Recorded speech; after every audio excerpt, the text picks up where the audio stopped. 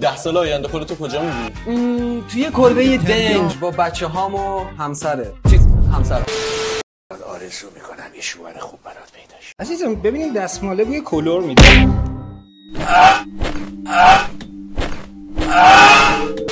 ساحل خیلی نچسبی قربونت بشم. اصلا جواب بده. چی بگم؟ خب نظرشو داره.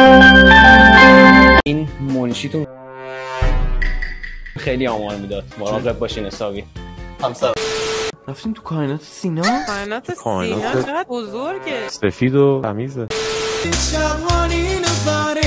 ببخشید این چنده؟ 300 این چنده؟ 400 چرا؟ سفید بهت گفتم آروم برو.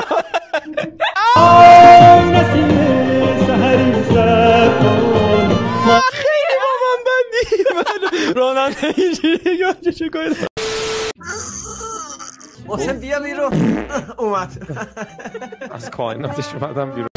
این که یه پسر بهم اینجوری گفتم بهت. خوشت اومده. من شما رو تنها سلام دوستان، چطورید؟ منم ساندر. دوباره منو دیدید، خوب هستید؟ خوب. فقط چی میخواستم بگم؟ خوش اومدید به اوترو ویدیو. چیز خاصی ندارم بگم، فقط میخواستم بگم که این ویدیو قرار بود سر تولد آقای امیرعلی بیاد، من یه 9 ثانیه‌ای بود که نتونستم بفرستم برای امیرعلی چون میدونی، چون نمیدونم نفرستادم دیگه. حالا 2 ماهی هم طول کشید، نپرسید چرا. بعد اینکه نیلکو هم یه هفته طولش داد که بک‌گراند مثل این که بفرسته، من خبر ندارم دیگه چی گفته. باید برم یاد. بعد اینکه من بدونم دیگه چی نوشتم.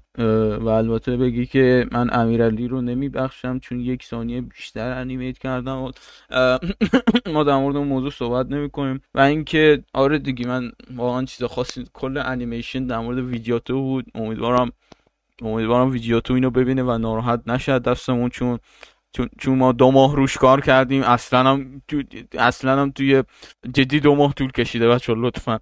و اینکه آره دیگه، آره همین لایک و سابسکرایب یادتون نره برای امیرعلی. تولدش بود، ما نتونستیم متاسفانه تولدش رو بگیریم. شما خوشحالش کنید با لایک و سابسکرایب کردنش. خیلی ممنون.